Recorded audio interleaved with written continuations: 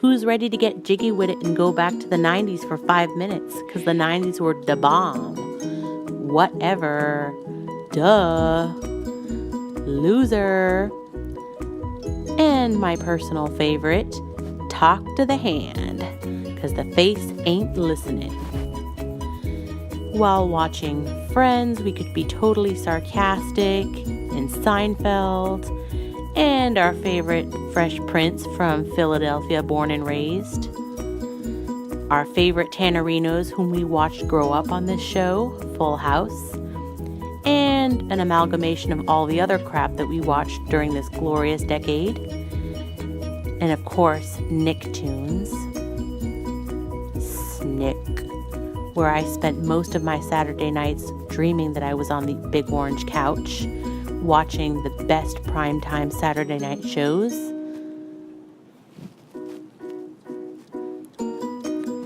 And I may have played this once or twice at a slumber party, finding out who likes me.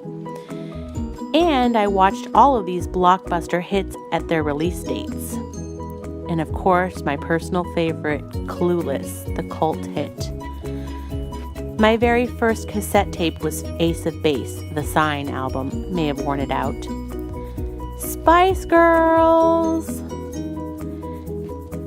I am guilty of having at least one poster of Hanson in my bedroom.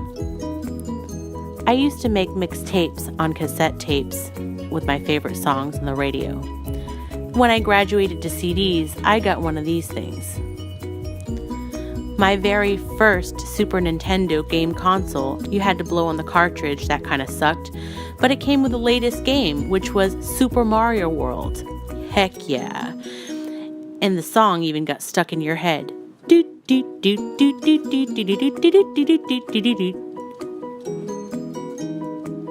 Hacky sack, because why not? I had a pretty big collection of these scrunchies. When butterfly clips came out, I had to have them in every single color, and it hurt when you step on them.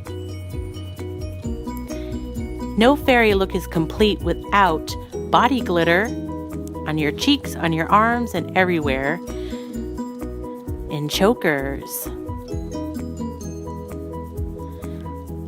I had to have a mood ring just like Veda's and My Girl, so anyone could tell what mood I was in.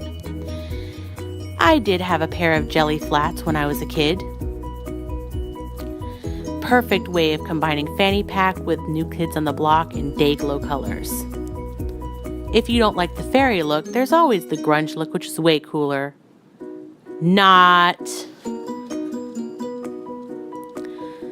Bottled emotions.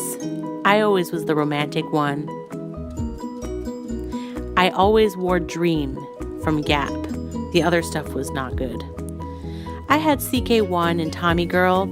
I loved Tommy Girl at the time, but hate it now. I did have a slap bracelet in 1992 because it was really cool. Nickelodeon Gak. What can I say about it? It makes farting noises. Smells weird. Totally Hair Barbie was my favorite Barbie that I had in 1992. Tamagotchi.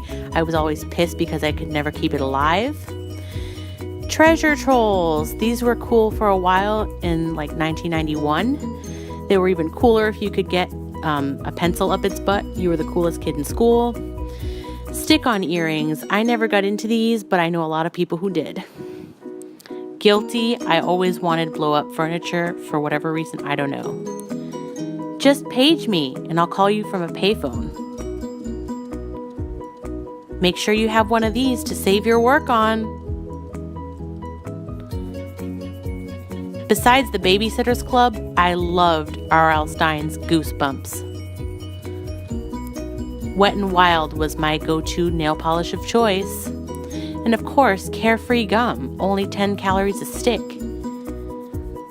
Candy cigarettes, because we were too afraid to try the real thing. Chupa Chups. Melody Pop. Nerds. I love these. And even though the gum really sucked, we loved the tattoos that came inside. McNugget buddies that came in Happy Meals. When did McDonald's stop selling these? Why did they stop selling these? These were awesome. These made my childhood. And then, of course, for Halloween, every trick-or-treater had to have one of these. If you did, you were cool.